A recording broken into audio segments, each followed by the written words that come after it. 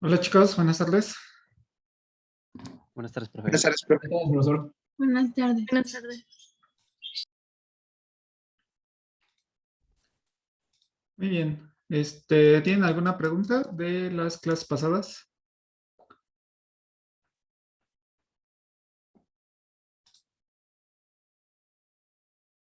Está bien, profe. ¿No? ¿Todo bien? Ok. Muy bien. Entonces, la clase pasada estábamos iniciando viendo todos los procesos de inflamación y nocicepción. Estábamos hablando específicamente de cómo se generaba todo el proceso de dolor, todo el proceso de nocicepción. Mencionábamos que teníamos diferentes tipos de nociceptores que eran específicamente a través de los canales TRP, que tenemos de diferentes tipos dependiendo de dónde se localicen y también qué tipo de fibra estimulen. Entonces, de manera general, mencionamos que los diferentes tipos de receptores o la velocidad de conducción que tiene cada una de estas moléculas se enfocan principalmente al tipo o al diámetro que tienen estas neuronas con las cuales van a conducir este estímulo nervioso. Entonces, mencionábamos que teníamos las fibras A alfa y A beta, que eran prácticamente las que se encontraban mielinizadas, que se encargaban principalmente de todos los procesos de inflamación y conducción, sobre todo a velocidades altas.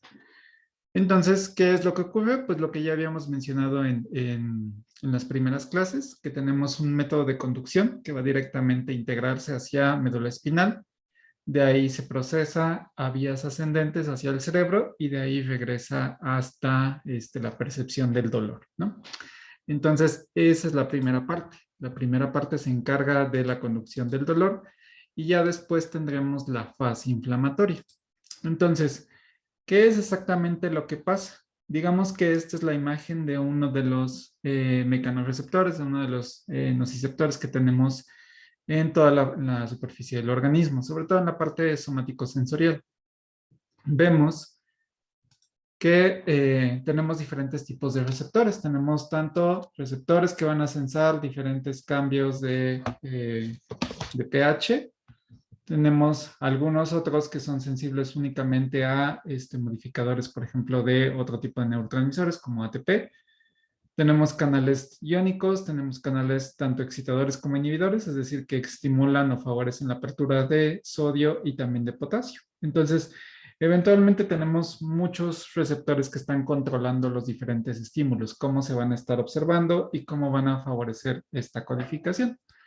De igual manera, tenemos múltiples mecanismos que pueden estar favoreciendo la estimulación de estos. Inclusive llegamos a tener algunos receptores que están acoplados a proteínas G, como puede ser, por ejemplo, los receptores de prostaglandinas, los receptores de pradicininas, receptores de otros componentes inhibidores, como puede ser endocannabinoides, receptores opiáceos y receptores de noradrenalina, que están acoplados a proteínas G. Entonces vemos que eventualmente son muchas señales las que van a favorecer esta despolarización y que van a transmitir los estímulos nocivos. Cuando estos estímulos nocivos emigren hacia la parte superior, entonces se va a continuar, digamos, como todo el proceso doloroso. Entonces, ¿qué es lo que hacía, por ejemplo, cuando hicieron su práctica de nocicepción con los diferentes palillos? Veíamos que teníamos, por un lado, podían utilizar lidocaína, podían utilizar el hielo, y también tenían la parte del diclofenaco. Entonces, para la parte de la lidocaína, habíamos mencionado que la lidocaína es un anestésico local que se encarga principalmente de inhibir canales de sodio. El hielo lo que hacía era estimular hacia los receptores de tipo TRP, específicamente los TRPA2, que son sensibles al frío. Entonces, lo que hacíamos ahí era generar una despolarización constante para que eventualmente estos canales se cerraran por una estimulación progresiva y sostenida.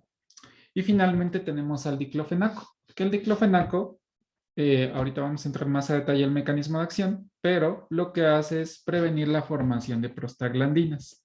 Entonces, esa es una de las principales, digamos, razones por las cuales los diferentes fármacos que se utilizaban en la práctica podían tener estos efectos analgésicos y anestésicos.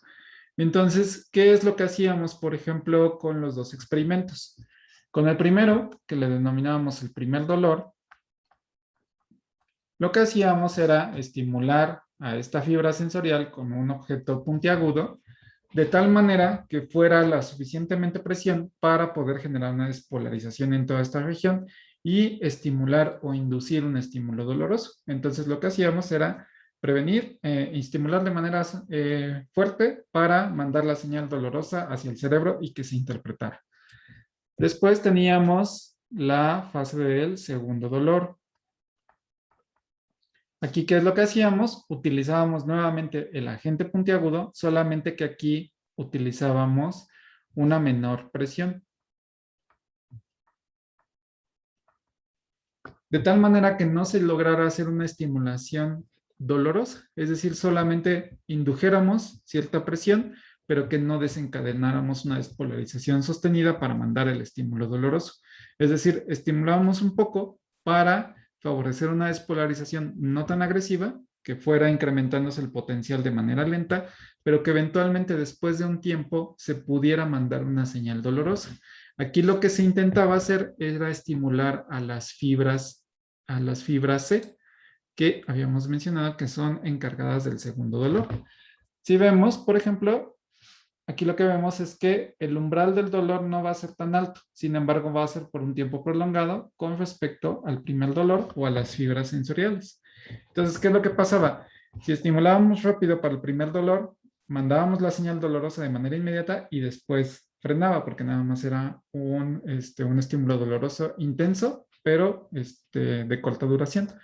Sin embargo, si nosotros manteníamos por más tiempo ese palillo en la superficie del dedo, lo que hacíamos es que retrasábamos tal vez la respuesta dolorosa, pero eventualmente se iba a presentar. Entonces, ese era el objetivo por el cual buscábamos que tuviera, que cuidaran mucho esta parte de cómo iban a hacer el estímulo, si lo iban a hacer como muy rápido o que tuvieran un poco más de precaución para poder observar estos dos fenómenos de manera independiente, que pudieran distinguir cuando se presentaba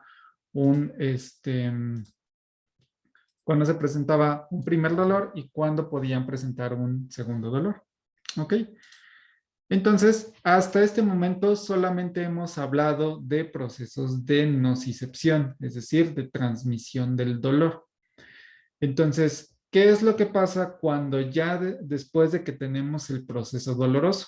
¿Por qué se genera o por qué normalmente se menciona como analgésicos y antiinflamatorios? Es decir, tenemos que revisar el proceso inflamatorio. Entonces, para hablar acerca de la inflamación, ustedes que todavía no han llevado a la parte de inmunología o aquellos que sí, tal vez refuercen un poco estos conceptos. El sistema inmune, habíamos mencionado que se encarga de cuidar y salvaguardar la homeostasis del organismo, es decir, permite la prevención de la presencia de agentes infecciosos. Sin embargo, sus mecanismos con el cual previene estos problemas de infección, pues llevan a generar ciertos procesos como la inflamación. Entonces, específicamente, ¿qué es la inflamación?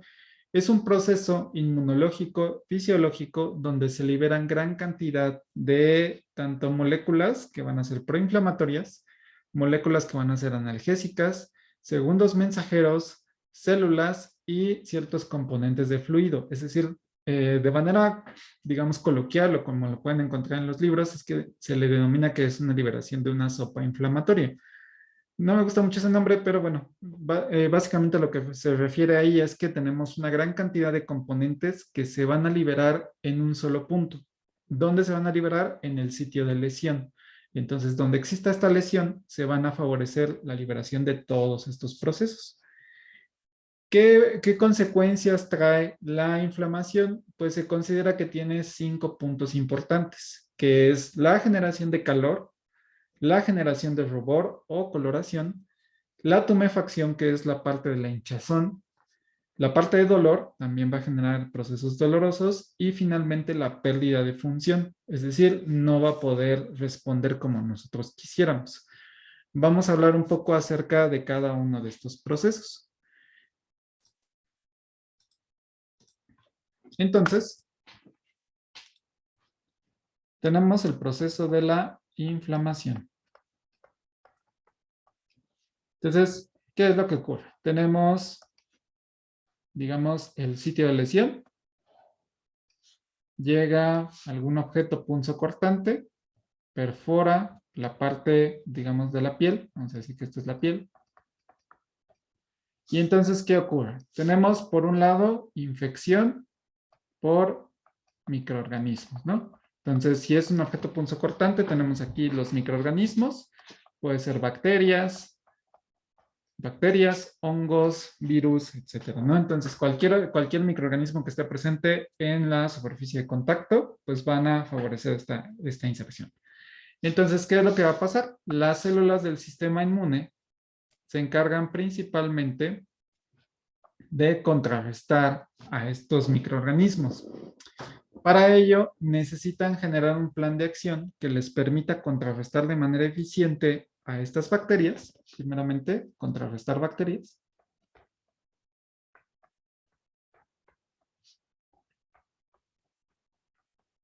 Bueno, bacterias o microorganismos. Número 2, reparar el tejido. Y número 3, mantener la homeostasis.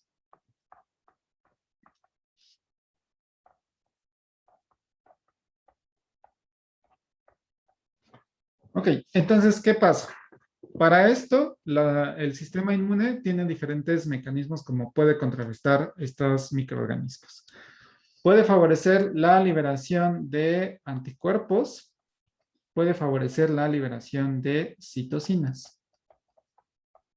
Entonces, las citocinas, véanlo como si fueran compuestos químicos que van a neutralizar de manera química, van a favorecer la degradación de la pared celular de las bacterias o de la cápside de algunos virus o inclusive de la pared de quitina de los hongos, ¿no? Los anticuerpos lo que hacen es directamente como engullir o bloquear a las bacterias para que no puedan expresar sus mecanismos de virulencia y de así de tal manera evitar el proceso de infección. Entonces son varios elementos importantes. El proceso de cómo neutralizan los microorganismos no lo vamos a revisar aquí, no es relevante para el curso, sin embargo, pues sí es bastante, lo van a revisar a detalle cuando vean la parte de, ya sea en sus cursos de bacteriología o de inmunología general, van a entrar un poco más a detalle. Entonces, ¿qué es lo que pasa? Para favorecer todo este mecanismo necesitamos que las células del sistema inmune lleguen al sitio de acción.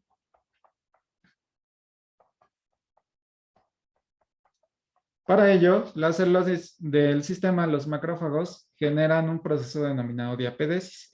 Es decir, se pueden filtrar entre los tejidos y entre las diferentes células, se pueden comprimir como si fuera, no sé, si alguno de ustedes ha visto cómo una rata se comprime para atravesar por el marco de una puerta, ven que se genera casi muy plana. Algo así hacen las células del sistema inmune. Se aplanan de tal manera que puedan filtrarse entre las células para favorecer su llegada al sitio de acción. Entonces, ¿qué es lo que va a pasar? Número 1, pues tenemos más cantidad de células del sistema inmune. Entonces, estas células van a tener que llegar rápidamente. Entonces, esto eventualmente va a generar un incremento en la masa del tejido que está presente. Por lo tanto, es lo que nosotros denominamos como inflamación. Tenemos un incremento del tamaño de la zona donde estamos reparando. Por otro lado, de igual manera o de manera paralela, pues vamos a tener todas las células sanguíneas que están presentes aquí. Tenemos ya sea eritrocitos, tenemos plaquetas, y tenemos también componentes no celulares, como pueden ser aminoácidos, iones y carbohidratos, ¿no? Entonces, todo lo que está componiendo, todo lo que está en la sangre, pues está presente en este sitio de lesión. Entonces, ¿qué pasa? Si se genera una ruptura de los tejidos de las células epiteliales y de los capilares vecinos, pues lo que normalmente ocurre es que tenemos un proceso de sangrado, ¿no? Tenemos un proceso de sangrado aquí. Y entonces, ¿qué es lo que necesitamos? Necesitamos primeramente favorecer que las plaquetas lleguen al sitio de ruptura tisular para que puedan favorecer el proceso de hemostasia, es decir, favorecer el proceso de cicatrización del tejido. Los eritrocitos eventualmente pues se van a morir por la exposición tanto de oxígeno que entra hacia este contenido, así como la salida física de las células que genera la parte del sangrado.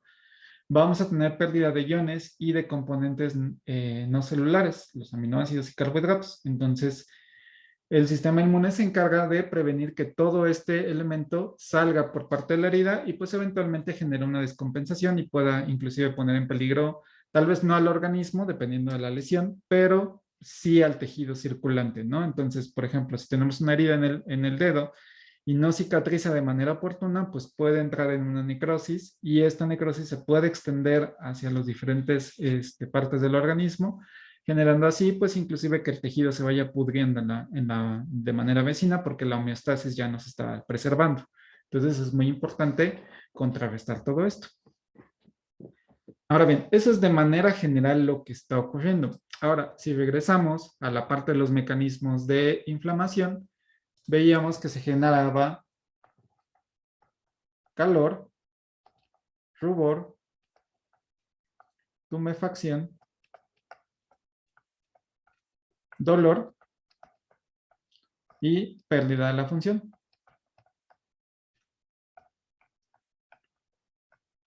Entonces vamos a detallar cada una de estas partes. Cuando ustedes se pegan o se cortan, normalmente sienten calientito en el sitio donde tengan este golpe o esta cortadura. ¿Qué es lo que está pasando? Que se está incrementando o que estamos generando calor en este sitio donde se generó la lesión.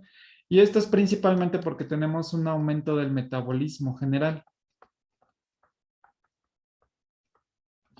¿Qué quiere decir? Que todo este proceso de movimiento de células, generación de favorecimiento de la formación del coágulo, el proceso de cicatrización por parte de las plaquetas, todo este proceso de agregación y el proceso de contención de los microorganismos que están invadiendo, pues incrementa el metabolismo de manera general. Entonces, ¿qué es lo que va a pasar? Que todas estas células están generando una gran cantidad de energía expedida de forma de calor para contrarrestar que esto se extienda. Entonces, se tiene que hacer de manera inmediata, de manera puntual.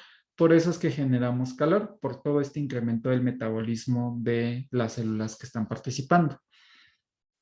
El rubor, que también lo pueden ser más fácil para ustedes que lo identifiquen como coloración, pues está presente principalmente por la dilatación de los vasos periféricos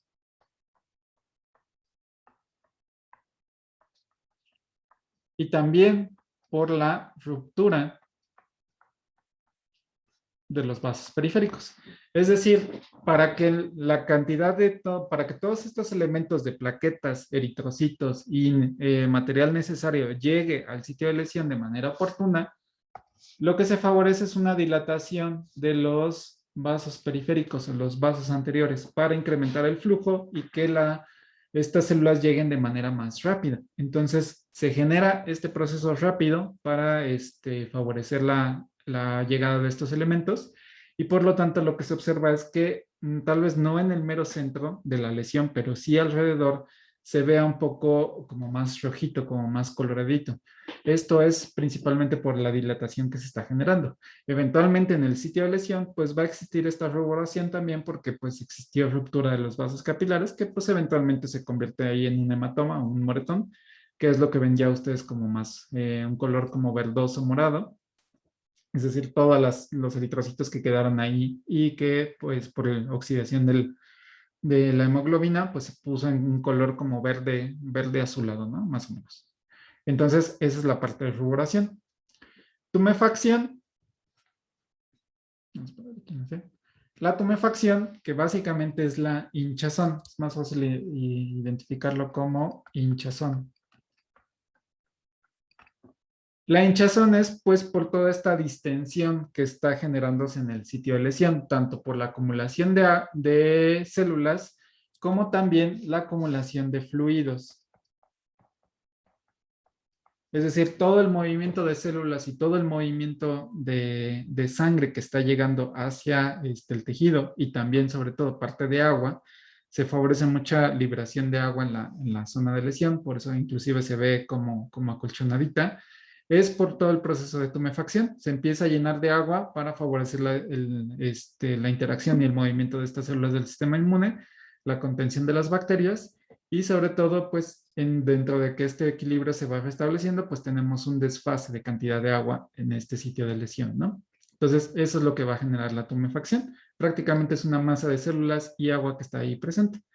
Que inclusive, por ejemplo, si han visto, o si por ejemplo, su herida fue expuesta y no tuvo una cicatrización o un cuidado de manera adecuada, es decir, no se limpiaron de manera correcta en la cortadura, después le sale un poco de pus, es decir, esta como sustancia blanquecina que llega a oler un poco mal.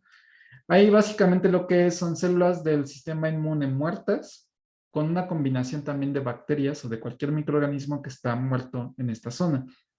Entonces, ¿qué quiere decir o qué es esta pus?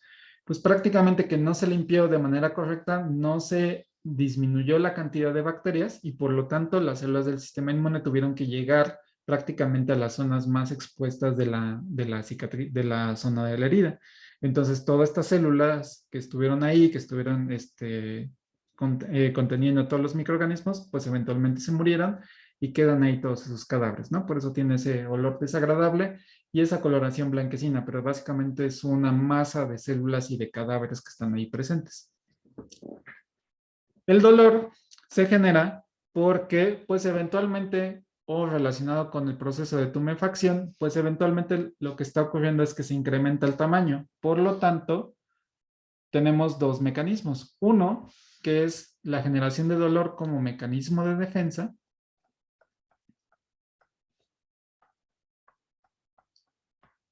y número dos, el proceso de hinchazón pues está presionando los nervios periféricos. Entonces, vamos a quitar esto.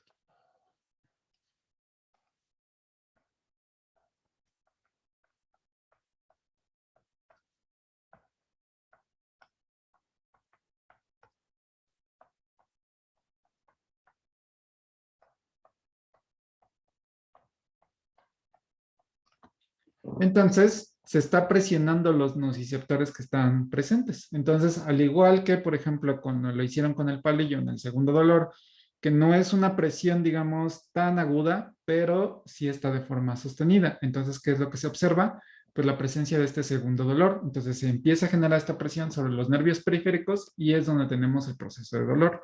También, como les había mencionado, el dolor es un mecanismo de defensa del organismo. Es decir, nos indica cuándo parar o cuándo tener cuidado. Entonces, si por ejemplo tenemos un abuso de algunos fármacos, por ejemplo, algunos anestésicos locales o algunos fármacos que inhiban el dolor, por ejemplo, una sobredosis con cocaína. Habíamos mencionado que la cocaína es un anestésico local. Entonces, además de que es un fármaco que favorece, bueno, una sustancia de abuso que favorece liberación de noradrenalina, que incrementa, por ejemplo, toda esta situación de placer, todos estos mecanismos cardiovasculares, también tiene acción como anestésico local. Entonces, ¿qué es lo que va a pasar? Disminuimos esta noción, esta sensación dolorosa. ¿Qué es lo que pasa? Supongamos en el ámbito, en el contexto. Una persona va a una fiesta, tiene una sobredosis de cocaína, se siente muy bien todo el tiempo, empieza a bailar constantemente toda la noche o empieza a tener empieza a estar así como alegre todo el tiempo, hace mucho esfuerzo cardiovascular y eventualmente llega a pasar que se desploman, es decir, de la nada le da un infarto y cae prácticamente muerto o tiene que ser atendido para poder salvarlo. ¿Por qué ocurre esto? Porque la sobredosis de cocaína, perdón, genera un efecto anestésico. Entonces, no le da o inhibe estos mecanismos donde el organismo dice, ¿sabes qué? Ya estoy muy cansado, ya tengo dolor en todo el cuerpo, necesitas parar para que yo pueda descansar, recuperar toda la parte, ay, perdón. Necesitas descansar para que yo pueda restablecer mi funcionamiento y podamos continuar con el día. Entonces, ustedes, por ejemplo, si bailan unas 3, 4 horas, pues llega un momento en donde ya les duelen las piernas, les duelen los pies por estar parados tanto tiempo y se sientan un par de minutos, descansan y otra vez continúan. La persona que tiene esta intoxicación con cocaína, pues no tiene estos mecanismos dolorosos, tiene inhibidos este sentimiento de dolor, entonces simplemente sigue desgastando su organismo y por eso eventualmente pues colapsa, porque ya no, a pesar de que le estuvo intentando mandar las señales al organismo, pues nunca llegaron y pues simplemente el organismo deja de funcionar y es cuando se genera un paro cardíaco, ¿no? Que es como para decirle pues al individuo, ¿sabes qué? Ya no puedo más, me paro y a ver si podemos como reiniciarnos para que puedas descansar. Entonces, por eso el dolor es importante y por eso lo mencionamos como un mecanismo de defensa y en el proceso de la inflamación, pues la hinchazón genera este proceso o esta presión en los nervios periféricos. Y finalmente, que también va relacionado, tenemos la pérdida de función.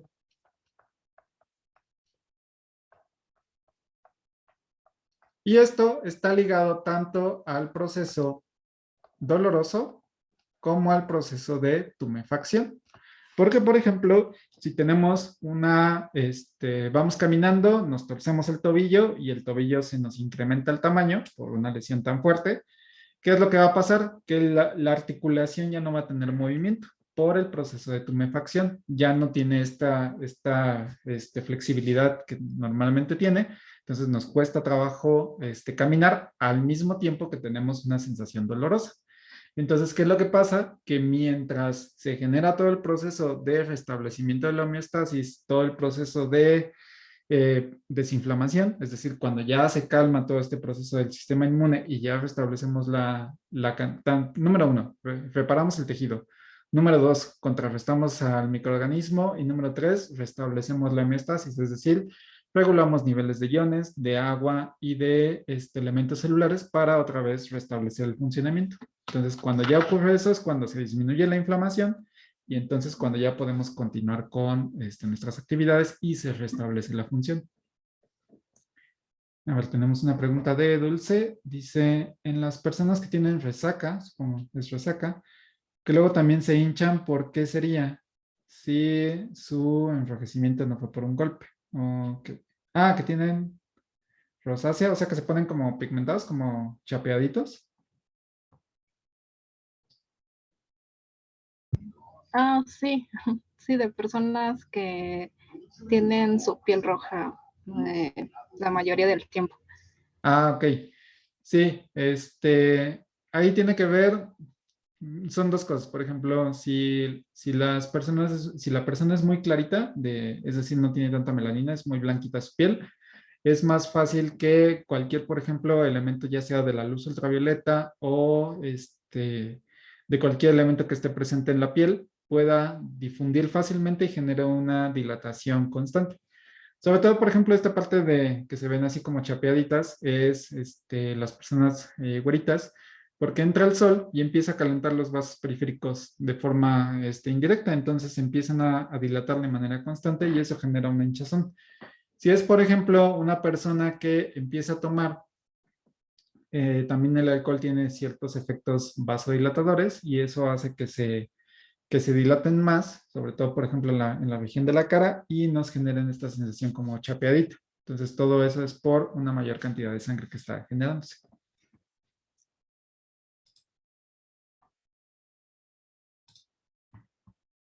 ¿Sí? ¿Más o menos, Dulce? Ok. Muy bien. Entonces, pues básicamente todo lo que está relacionado aquí en los puntos 1 al 6 es lo que está representado como el proceso de inflamación. Entonces, ¿qué es lo que buscamos, por ejemplo? Existe una gran familia de medicamentos que todos hemos oído hablar de ellos, todos los hemos consumido en algún punto, que son los analgésicos antiinflamatorios no esteroideos o también denominados AINES.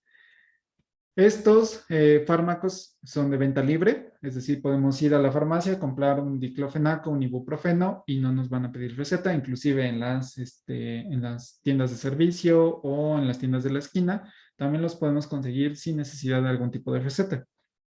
Entonces son prácticamente los medicamentos que se utilizan constantemente para cualquier proceso doloroso. Entonces, ¿qué es lo que hacen o cómo se enfocan este tipo de medicamentos? Entonces, vamos a ver cuál es el mecanismo de acción de estos fármacos y por qué un mecanismo tan general puede generar tantos efectos, digamos, o que puede contrarrestar todo este proceso inflamatorio. Sí, tal vez ustedes se pueden preguntar de decir, bueno, si tenemos un proceso tan elaborado como el proceso de inflamación, pues debe de ser muy difícil contrarrestar este proceso inflamatorio.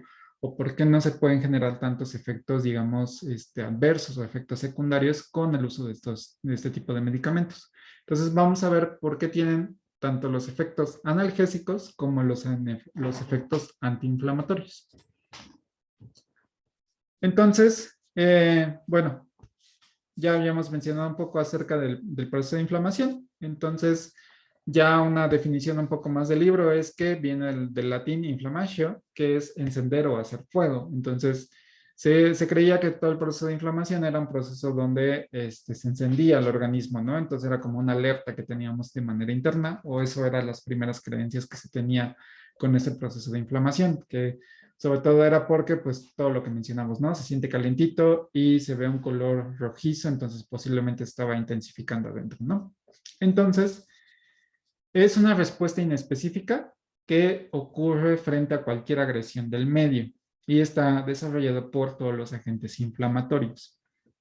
Entonces, la respuesta inflamatoria ocurre solamente en tejidos conectivos vascularizados, sobre todo porque pues, necesitamos que estas células lleguen al sitio de acción. Entonces, ¿cómo se van a comunicar o cómo se van a transportar? Pues a través de la sangre. Entonces, si no tenemos, si el tejido no está irrigado por algún tipo o no está vascularizado, pues difícilmente va a llegar a este proceso de inflamación. Entonces, ¿qué es lo que pasa? Por ejemplo, en la parte del cerebro, pues difícilmente vamos a tener un proceso de inflamación si solamente es la parte neuronal. Tiene que estar algún capilar o alguna parte de las meninges que esté irrigando para que pueda llegar a estas células del sistema inmune. Entonces, ¿cuál es el mecanismo? Pues ya lo hemos mencionado, defender y aislar y destruir al agente dañino, así como reparar el tejido u órgano dañado.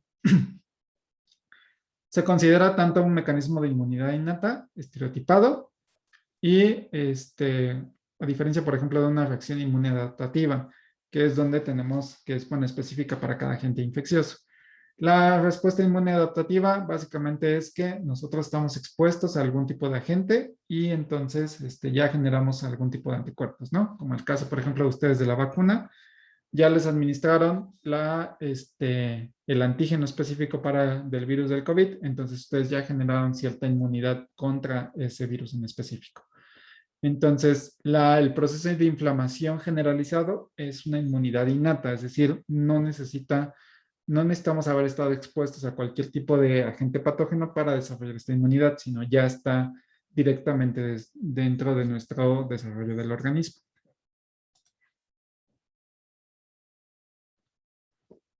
Entonces, ¿cuáles son algunos agentes que van a favorecer el proceso inflamatorio? Tenemos diferentes neurotransmisores, como puede ser la histamina y serotonina. Son también neurotransmisores que se encargan principalmente de controlar y regular todo el proceso inflamatorio. Tenemos ciertas proteínas, es decir, ya complejos un poco más macroscópicos, complejos macromoleculares, que pueden ser, por ejemplo, el sistema de complemento, el sistema de las cininas, sistemas de coagulación, como la parte de la trombina, componentes o metabolitos secundarios, principalmente derivados de una molécula clave, que es el ácido araquidónico, que en este caso van a ser la ciclooxigenasa, la lipoxigenasa y las lipoxinas. Vamos a ver un poco más adelante cómo se favorece esta síntesis y algunas características generales, porque está muy diversificado y tienen muchas funciones dentro del organismo. Tenemos también, por ejemplo, de células que van a participar, como las plaquetas, y también citocinas y quimiosinas. Aquí está mal escrito, quimiosinas, bueno, te lo corrijo. las quimiosinas, que son liberadas directamente por células del sistema inmune, y algunos segundos mensajeros, como el óxido nítrico y el sulfuro de hidrógeno. Estas moléculas han tenido impacto en los últimos años para estudiar todo este proceso de inflamación y se ha visto que tiene participación importante en el desarrollo de muchas patologías, como por ejemplo la úlcera gástrica, problemas de degradación de neuronas, problemas cardiovasculares como infarto de miocardio y también problemas a nivel renal. Entonces, específicamente o sobre algunas moléculas que participan directamente dentro del organismo se encuentran los autacoides.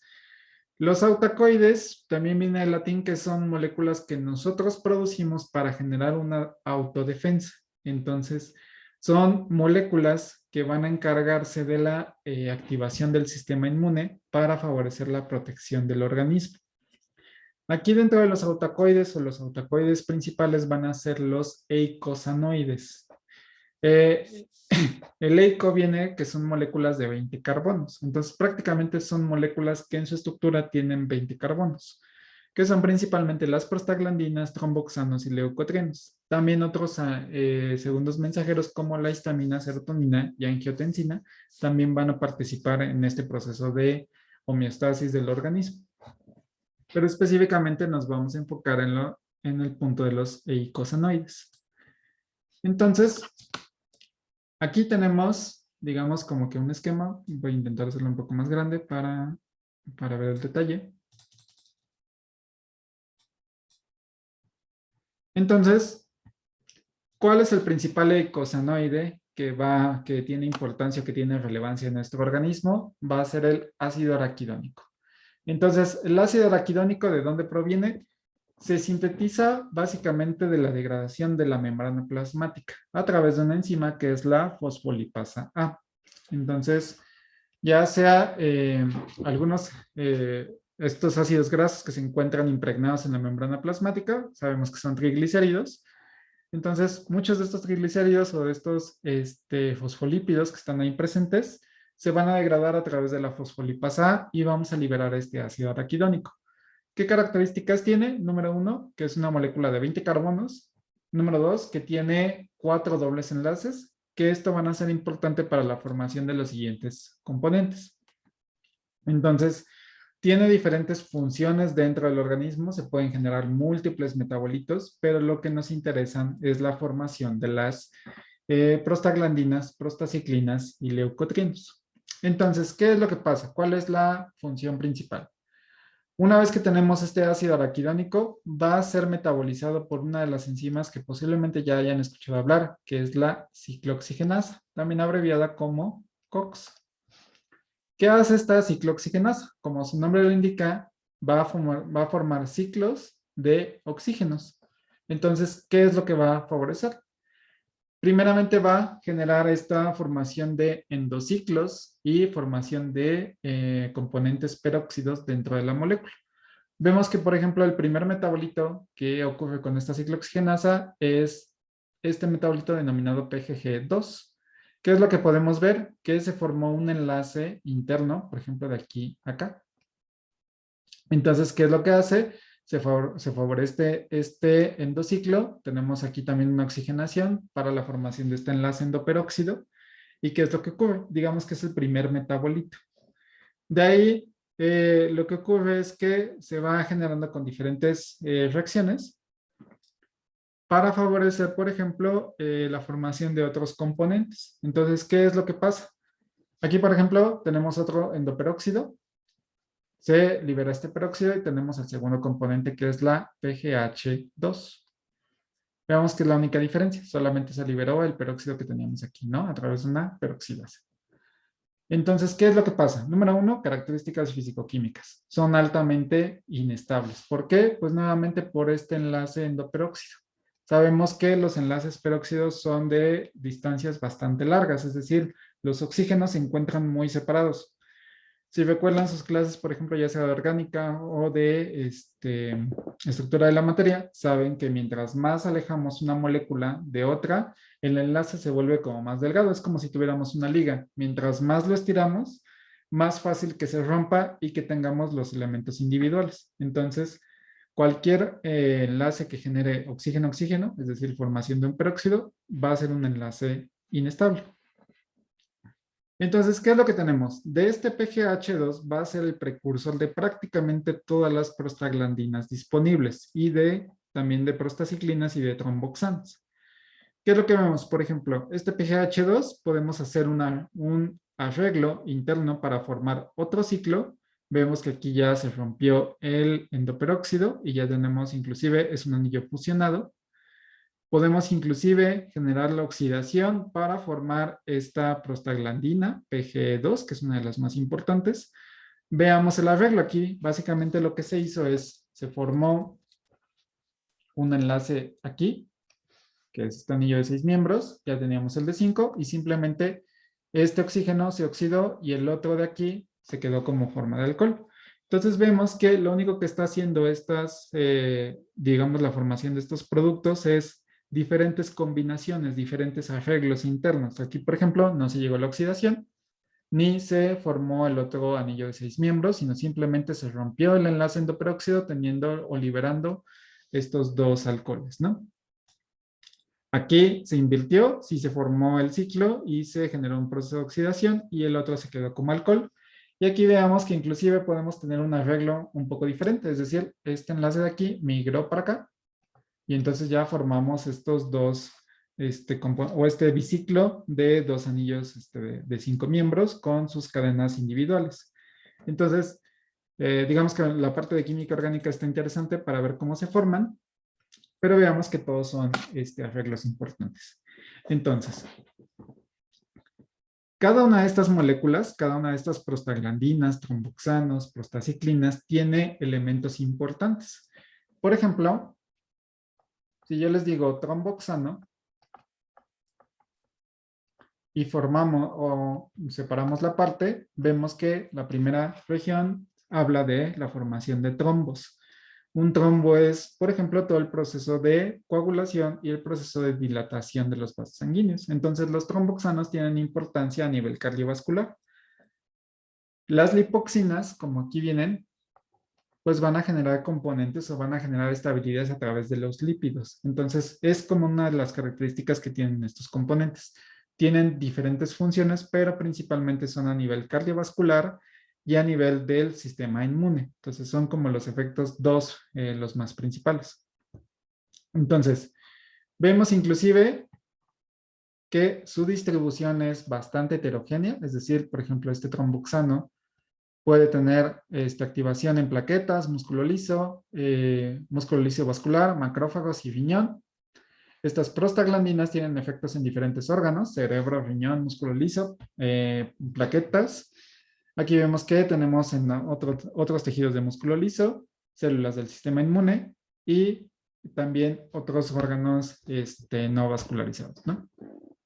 Entonces vemos que tenemos muchos tejidos donde pueden tener esos efectos y vemos que esto de aquí es el nombre de los receptores. Entonces tenemos múltiples receptores para cada una de estas moléculas, ¿no? Entonces, ¿qué es lo que va a pasar? Que dificulta mucho el estudio. Poder hacer análogos específicos para cada uno de estos receptores y controlar cada una de las funciones, pues llegó a ser muy complicado. Se intentó en los años 70, que fue cuando estuvo todo el boom de las prostaglandinas, tanto a nivel de química orgánica por el favorecimiento de la síntesis, todo este estudio de recomodos y de formaciones endocíclicas, etcétera, y también a nivel fisiológico para identificar cuántos receptores tenían, cuáles eran las actividades de cada uno de ellos. Entonces, se volvió un tema bastante común, bastante de moda, pero era muy difícil controlarlo, porque no podíamos controlar, o no sabíamos inclusive cuántas funcionalidades tenía una prostaglandina. Entonces, ¿qué es lo que se hizo? Pues simplemente diseñar fármacos que inhibieran a esta enzima, la ciclooxigenasa. Entonces, habíamos dicho que la ciclooxigenasa era la precursora de la PGH2 a través del ácido araquidónico. Entonces, si inhibimos a la ciclooxigenasa, pues no vamos a generar ninguno de estos componentes y por lo tanto todas estas vías se van a ver disminuidas. Entonces, con esto disminuimos los efectos de la inflamación. ya sea a nivel celular, a nivel del sistema inmune,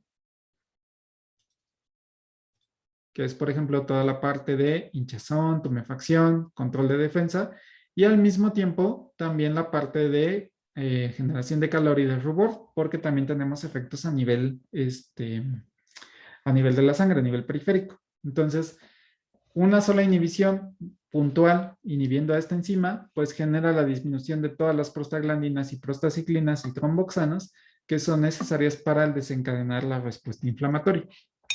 Entonces, fue uno de los descubrimientos que, digamos, como que impactó al mundo porque, pues, era un fármaco que tenía un mecanismo muy sencillo, relativamente sencillo, solo inhibir a una enzima, que eventualmente evitaba la formación de todas las demás moléculas y preveníamos de manera general todas las respuestas importantes, sin meternos de, por ejemplo, si alguno puede generar un efecto adverso más importante que otro, por ejemplo, si nos íbamos específicamente a los receptores.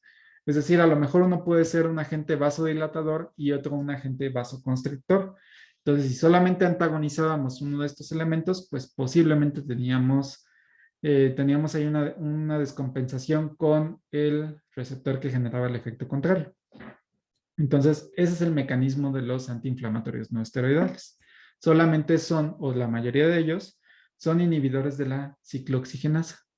Entonces, ese es como el único mecanismo que se ha visto para todos los fármacos que ustedes conocen. Diclofenaco, indometacina, ácido acetilsalicílico, paracetamol, etcétera. Todos ellos van a enfocarse sobre la ciclooxigenasa. ¿Hasta aquí alguna duda?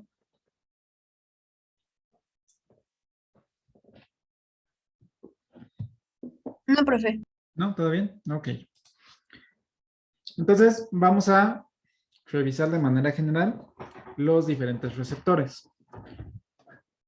Vemos que tenemos efectos contráctiles, efectos relajantes. Benjamín pregunta si se podrá desarrollar la selectividad. ¿Selectividad a qué, Benjamín? Es que había mencionado que en todos los procesos se bloquea la ciclooxigenasa, ¿no? Se inhibe más Ajá, la ciclooxigenasa. sí. Y ya con eso se inhibirían entonces todos los demás procesos de inflamación, de plaquetas, Ajá. y no podrá en algún momento crearse una selectividad para ir a una zona específica, o sea, Para cada una de las prostaglandinas ajá. específicas. Se ha intentado, ahorita vamos a revisar algunos, por ejemplo, de cuáles son los mecanismos que se han visto y cuáles son las implicaciones de cada uno de ellos. Sí se ha intentado, de hecho se han desarrollado algunos como muy específicos para ciertas patologías muy puntuales. Ahorita vamos a revisar algunos de ellos. Entonces, de manera de los receptores, tenemos pues variedad prácticamente de todos. Tenemos, pues como todos son receptores, todos los receptores de prostaglandinas y prostaciclinas son receptores acoplados a proteínas G. Entonces aquí tenemos toda la variedad. Tenemos receptores GS, tenemos receptores GQ, tenemos inclusive los receptores alfa 12 y 13 que están acoplados a receptores tirosina sinasa. Tenemos receptores también GI. Entonces, prácticamente las prostaglandinas tienen toda la familia de receptores disponibles. Son selectivos, inclusive algunos de ellos. Por ejemplo, la prostaglandina E2, que es de las más importantes, tiene actividad, por ejemplo, solamente sobre su receptor EP2, pero también se ha visto que puede tener actividad sobre el receptor EP1. Entonces, esta misma prostaglandina tiene efectos estimulantes, inhibitorios y también puede favorecer la activación de otras cascadas de señalización. Creo que también tiene efectos sobre los receptores CP3. Entonces, la prostaglandina E2 tiene efectos sobre los receptores S, I y Q. Entonces, eso también dificulta un poco como el estudio puntual de cómo desarrollar esto, ¿no? Entonces, pues ya hemos visto cómo se activan estos receptores. Los GS, vamos a activar anilato ciclasa, incrementamos MP cíclico y tenemos ciertos efectos. Los GI prevenimos este elemento y los GQ tenemos un incremento de calcio intracelular, ¿no? Entonces, aquí vemos, por ejemplo, los ligandos. Vemos que, por ejemplo, prostaglandina GD2, tenemos tanto efectos que se acoplan a proteínas GS y GI.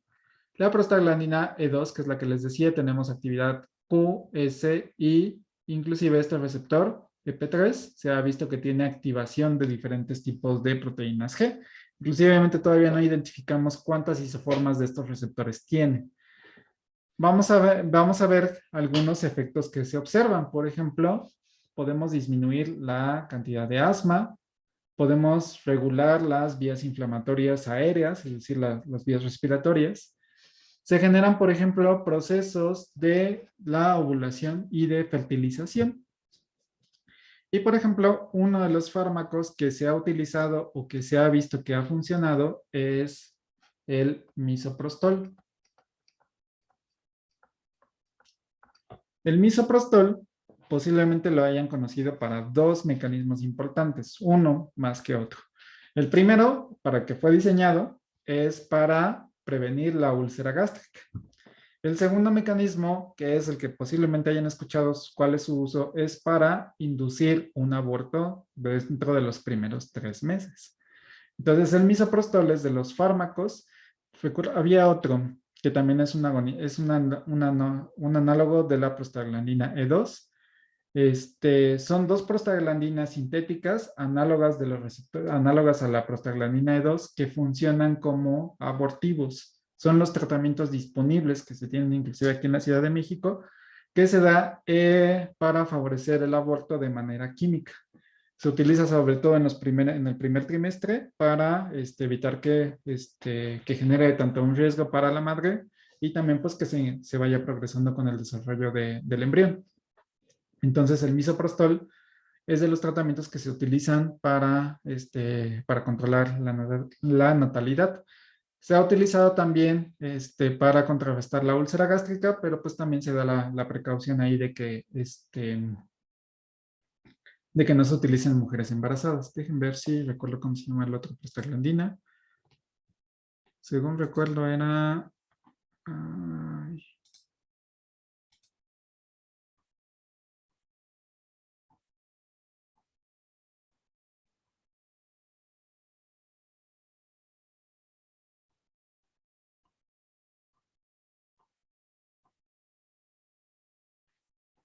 Híjole, se los debo, debo de tenerlo por ahí el nombre.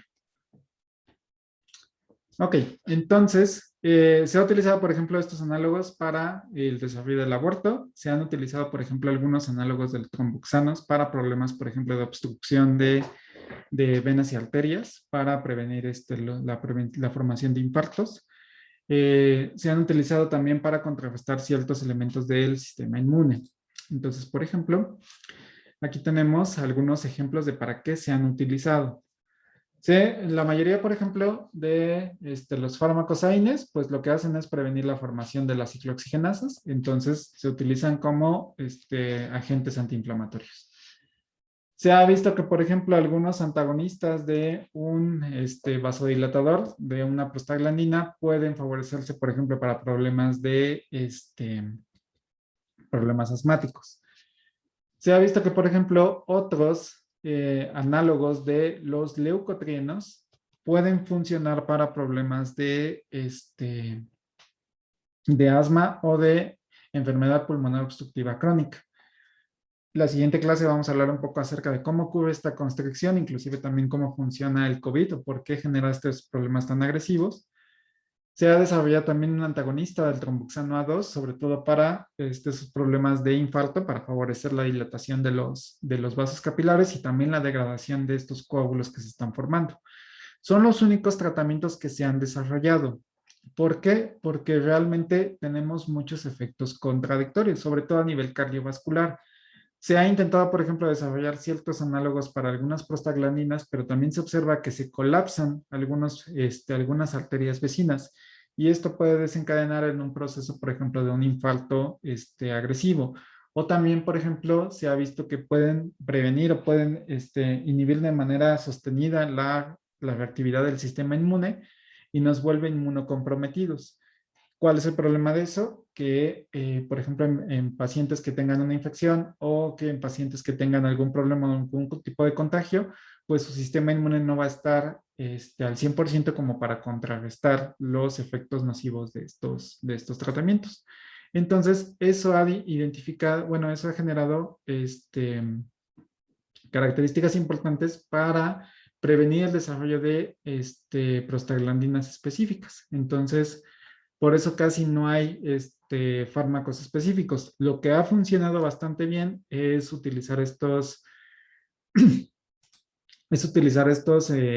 inhibidores de la ciclooxigenasa que previenen la formación de todas las prostaglandinas y prostaciclinas y no se han visto efectos tan agresivos o tan importantes a nivel genérico.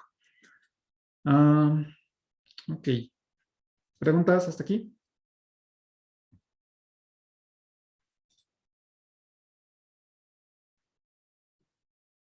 No, profe. ¿No?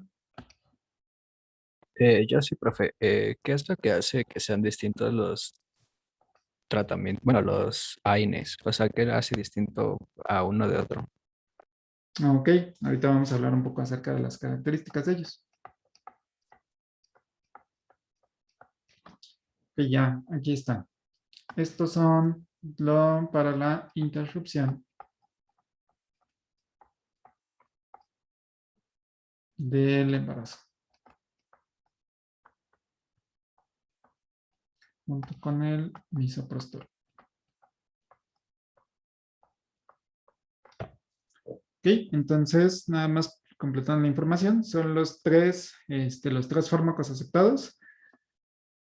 Casi estoy seguro que aquí en México está aceptado la dinoprostona y el misoprostol como primeras herramientas. Sin embargo, lo que sí les recomiendo es que si en algún momento necesitan alguno de estos tratamientos, vayan directamente con un especialista para evitar problemas, sobre todo de hemorragias internas. Es lo que normalmente ocurre con el abuso de estos medicamentos.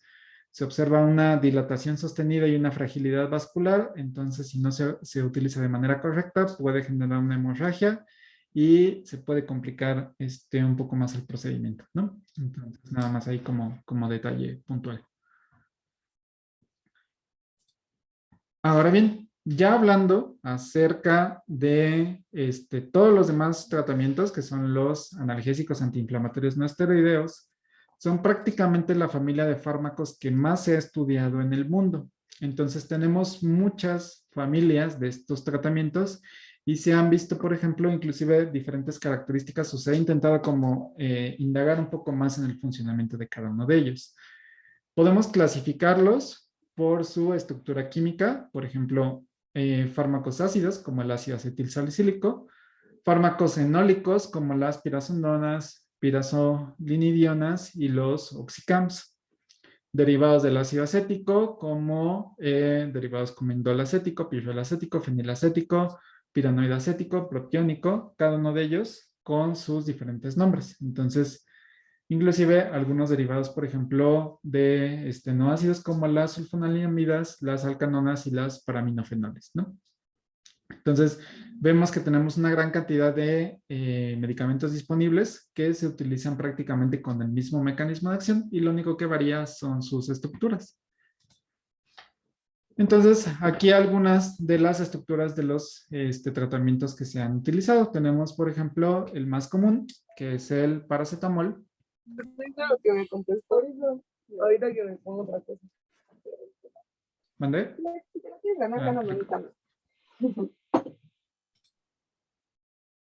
Ok.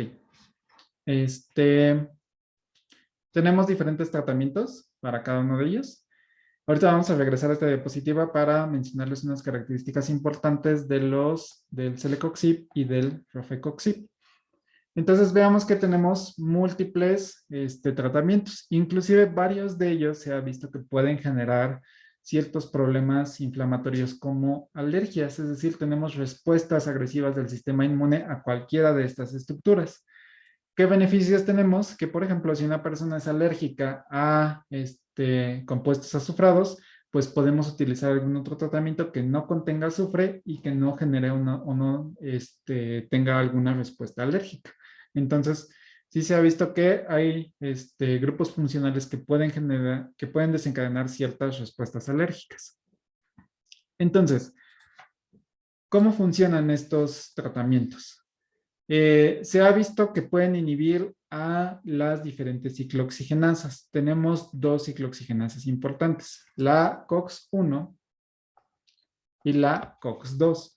Las dos enzimas generan la misma reacción, es decir, van a convertir el ácido araquidónico en PGH2 y de ahí se va a favorecer la diversificación de la formación de las diferentes prostaglandinas, prostaciclinas, tromboxanos. Entonces, ¿cuáles son los mecanismos que se han visto? Se han visto que podemos inhibir, por ejemplo, solamente una enzima, podemos hacer un antagonismo convencional, inhibiendo solamente la ciclooxigenasa tipo 1, podemos cambiar o generar cambios conformacionales en estas enzimas, generando así modificaciones importantes, o podemos inclusive generar modificaciones químicas puntuales para desactivar esta enzima. Entonces vemos que tenemos múltiples mecanismos parecidos.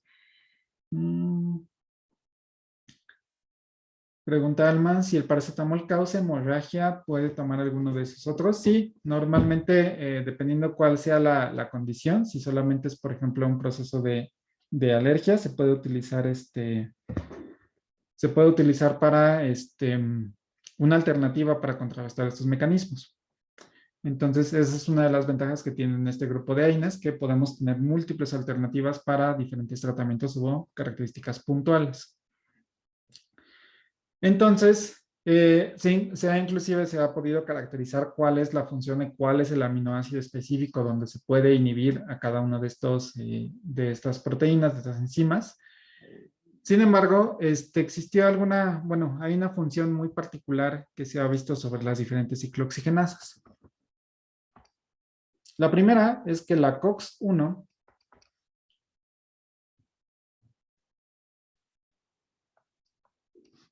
es la enzima que siempre va a estar expresada. Es decir, es una enzima constitutiva, siempre va a estar presente en las células.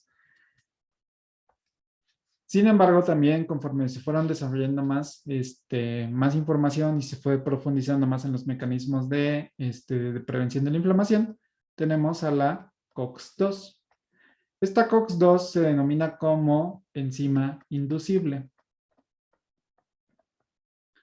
Y entonces, se pensaba que esta solamente se inducía o se incrementaba su expresión en presencia de un proceso inflamatorio.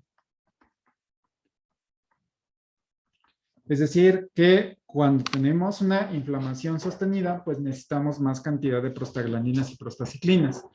Por lo tanto, en un proceso de inflamación severo, pues lo que se genera es una mayor cantidad de enzimas para incrementar la cantidad de metabolitos secundarios formados. En un inicio se intentó utilizar o desarrollar fármacos que fueran selectivos para la ciclooxigenasa tipo 2, es decir, para la que era de manera inducible. Inclusive se había pensado que esta expresión o esta enzima ciclooxigenasa tipo 2 era la responsable de la mayoría de los efectos adversos del proceso de inflamación, como por ejemplo toxicidad gastrointestinal, toxicidad nefrotóxica, complicaciones hemorrágicas, inclusive interacciones con otros fármacos, y que también estaba expresada en enfermedades crónicas inflamatorias como artritis reumatoide, problemas de generación de inflamación que pueden generar en un infarto, problemas de dolor de articulaciones, dolores musculares. Entonces se creía que la ciclooxigenasa era como la causa de todos estos problemas. Entonces, durante el inicio, por ahí de los años 80s, 90s, se empezaron a desarrollar fármacos que fueran selectivos para la inhibición de la ciclooxigenasa tipo 2. Entonces, ¿cómo fue el diseño racional de estas moléculas? Se abordó un poco más al estudio macroscópico al estudio de la formación o de la conformación de esta enzima. Se había visto que la ciclooxigenasa tipo 1 es una enzima pequeña, es decir, es muy chiquitita y por lo tanto el sitio de unión a ligandos pues tiene que ser una molécula pequeña para que pueda entrar y pueda caber en este sitio de unión. Y se había visto que la ciclooxigenasa tipo 2 era una enzima mucho más grande que tenía un bolsillo lateral o tenía una protuberancia que salía del receptor. Entonces lo que vieron es que si nosotros hacíamos grupos voluminosos más grandes de cada uno de estos fármacos, podíamos favorecer la selectividad hacia la ciclooxigenasa tipo 2. De ahí nació una familia de fármacos llamados los COXIP, que, como su nombre lo indica, son inhibidores de la ciclooxigenasa. Tenemos, por ejemplo, el celecoxib, rofecoxib y meloxicam fue de los primeros. ¿Y qué es lo que vemos de manera estructural? Vemos que tenemos grupos voluminosos aquí más grandes. Entonces vemos que, por ejemplo, todos tienen ya sea un sulfato, que puede ser una molécula que tiene mucha dimensión, y si lo comparamos, por ejemplo, el celecoxib con el paracetamol, que es una molécula relativamente chiquitita, la fenacetina, también muy chiquitita, pues vemos que estos llegan a tener más selectividad sobre la ciclooxigenasa tipo 2. Entonces se desarrollaron estos fármacos intentando o con el raciocinio de que podíamos prevenir que pudiéramos evitar los efectos adversos de la mayoría de los antiinflamatorios y además de que pudiéramos controlar de mejor manera el proceso inflamatorio. Lo que ocurrió es que la mayoría de estos fármacos sí son potentes, son antiinflamatorios potentes, pero generan toxicidad cardiovascular de manera importante. Entonces, aún no sabemos exactamente cuál es la función de la ciclooxigenasa tipo 2, pero se ha visto que tiene mayor expresión a nivel cardiovascular. Entonces, el hecho de que disminuyamos la actividad cardiovascular puede generar inclusive infartos fulminantes. Es decir, una persona con abuso de celecoxib o tratamientos continuos con rofecoxib puede favorecer o puede presentar diferentes procesos sobre el corazón.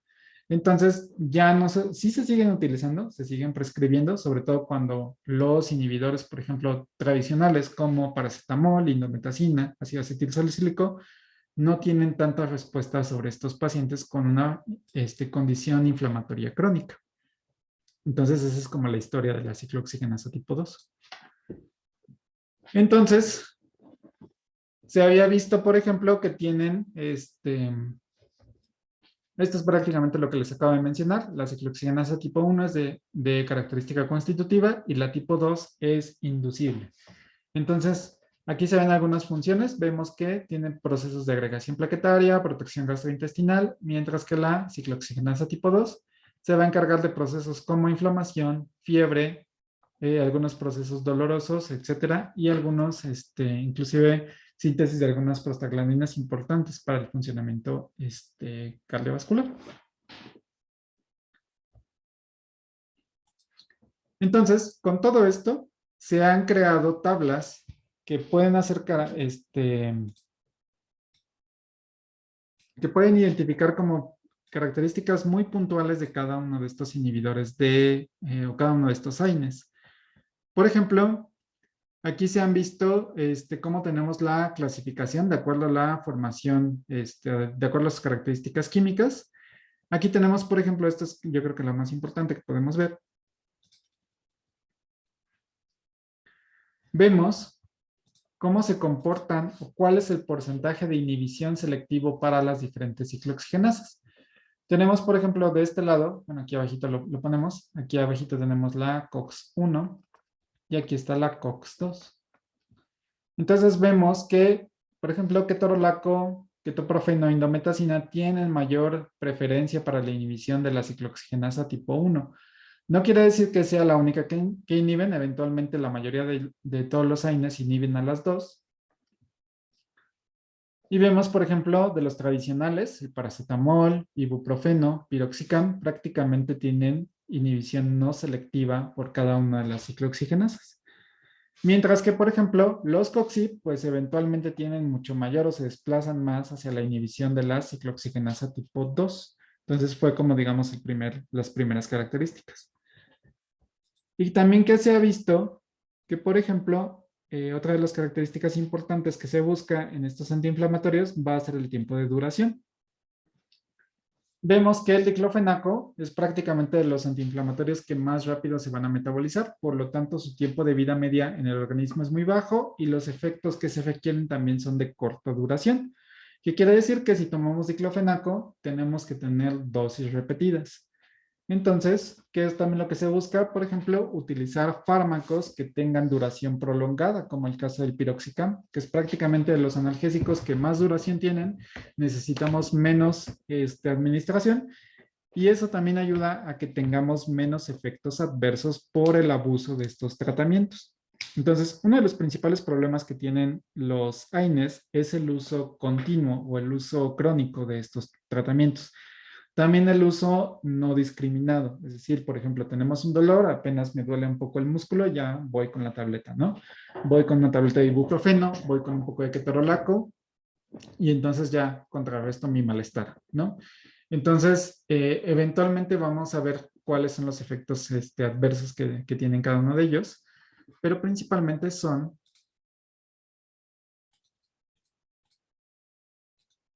pues prácticamente el más común o los efectos inmediatos que tienen estas moléculas es a nivel gastrointestinal. Específicamente, ¿qué van a generar estos AINES? Pues van a desarrollar gastritis, úlcera gástrica, generación de náusea, vómito. Es lo principal o lo primero que se va a observar. Esto es porque pues generamos una degradación de la pared del estómago y entonces generamos una ulceración directamente en este tejido.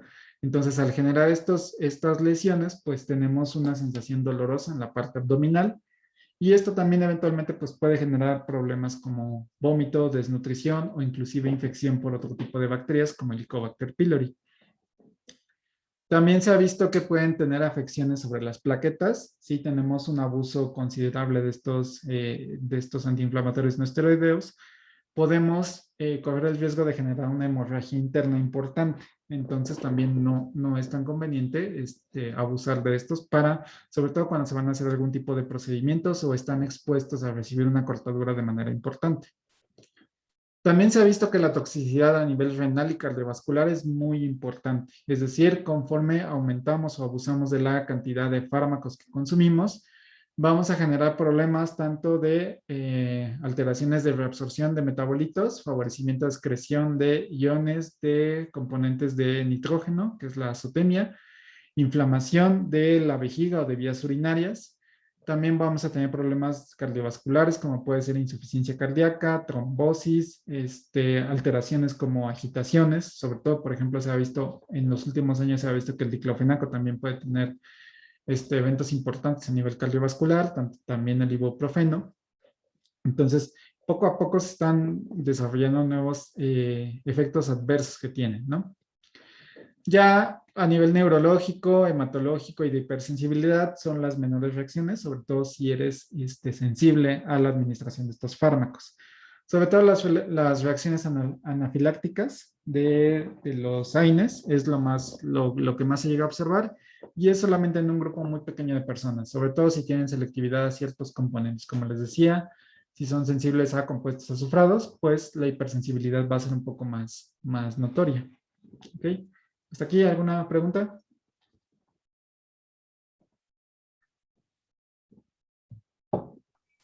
No, profe, todo bien. ¿No? ¿Todo bien? Ok. Entonces, Esteban, tú, de acuerdo a la pregunta que tenías, todos tienen el mismo mecanismo de acción, todos funcionan igual. ¿Qué es lo único que estamos regulando? El tiempo de duración y la potencia que tengan. Es decir, algunos se ha visto que, por ejemplo, mientras más afinidad tengan sobre la ciclooxigenasa que van a inhibir, va a ser mejor la inhibición que tengan sobre o los efectos antiinflamatorios generales. También, qué tan resistente van a ser sus procesos farmacocinéticos como para que duren más tiempo dentro del organismo y así, pues no necesitamos tener una dosificación tan frecuente. Por ejemplo, se ha visto que el meloxicam lo toman una tableta cada 24 horas, a diferencia, por ejemplo, del diclofenaco o del ibuprofeno, que se tiene que estar tomando cada 8, cada 6 horas, ¿no? Entonces, eso también favorece el espaciamiento y que no tengamos tanto estrés a nivel renal y cardiovascular por este tipo de tratamientos.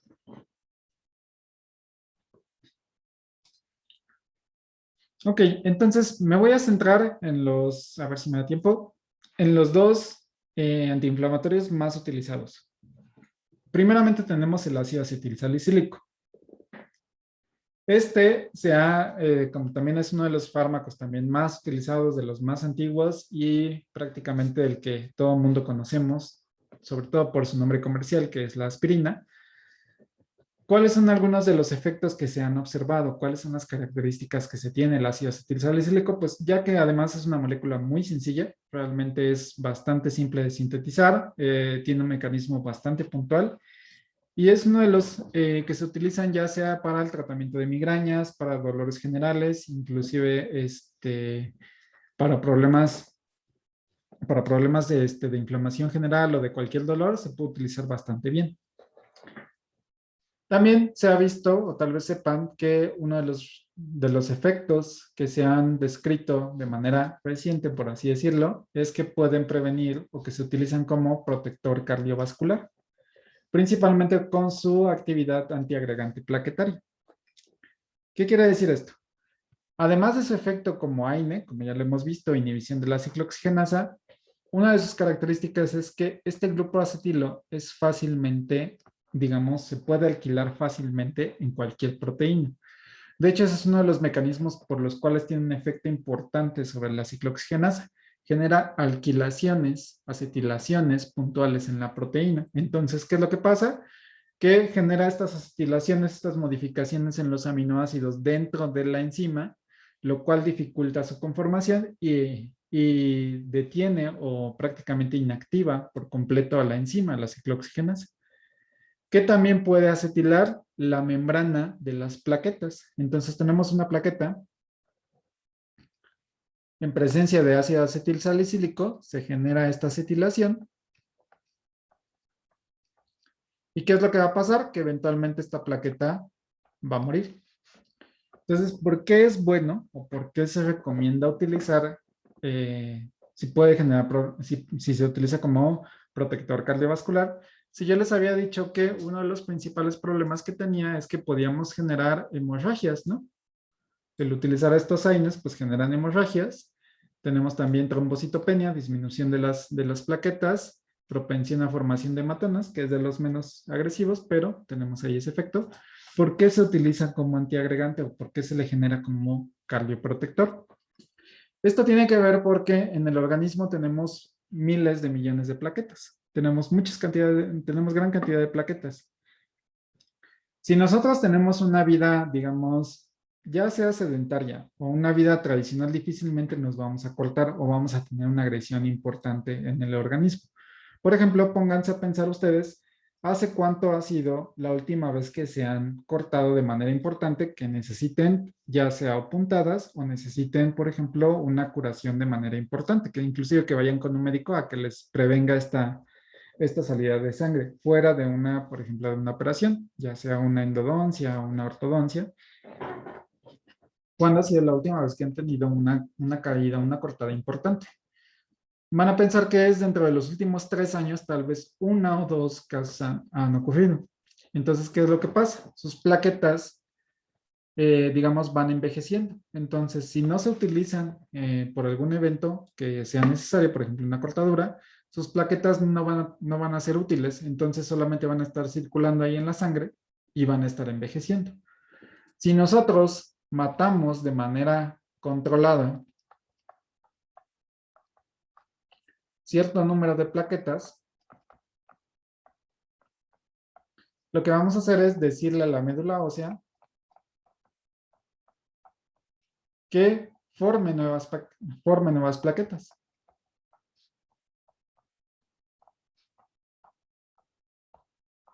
Entonces, si tomamos ácido acetilsalicílico en menos de 100 miligramos cada mes o cada 2 semanas, lo que vamos a hacer es estar matando de manera controlada, vamos a estar destruyendo plaquetas de manera puntual y vamos a estimular a la médula ósea que genere nuevas plaquetas. Entonces, cuando lo necesitemos, cuando tengamos una lesión, pues vamos a tener plaquetas nuevecitas, jóvenes, que van a poder tener un efecto mucho más,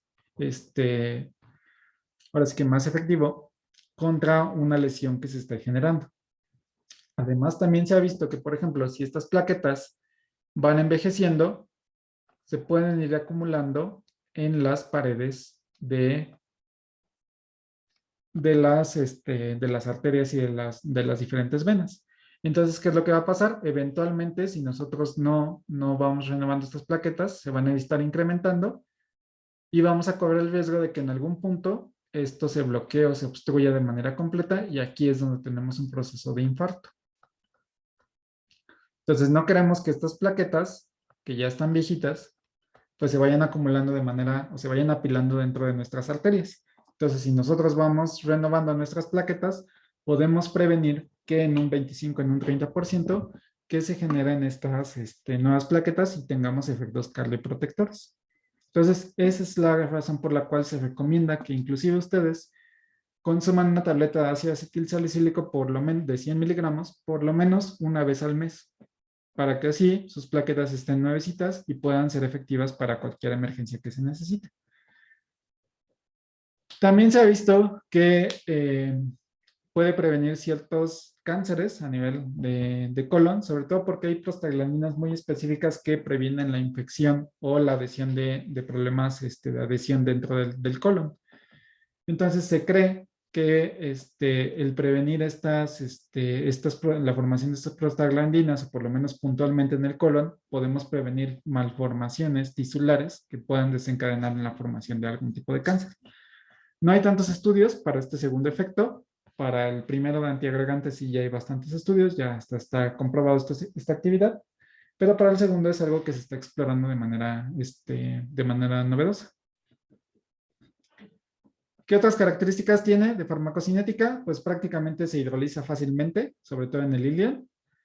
En 30 minutos ya tenemos prácticamente el tiempo de vida media máximo y ya se está excretando de manera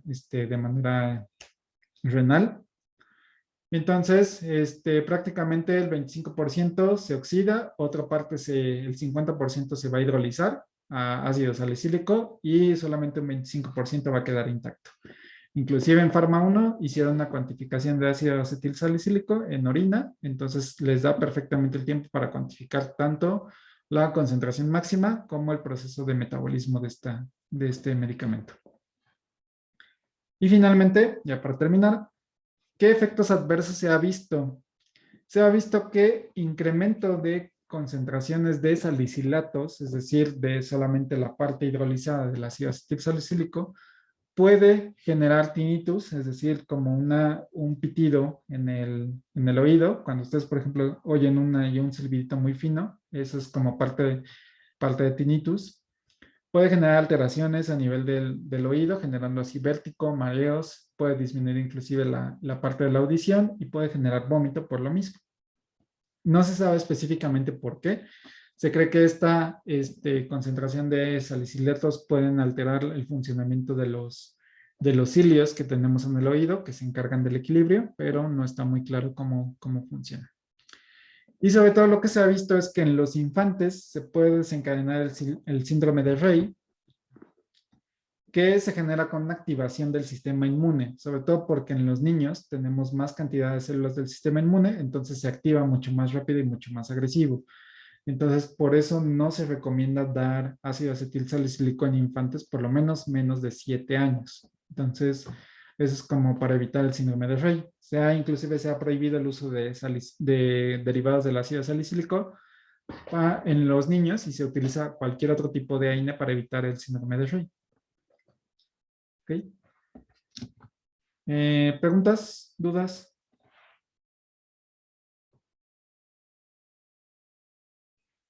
¿No? Todo bien, profe. Ok, entonces lo dejamos hasta aquí.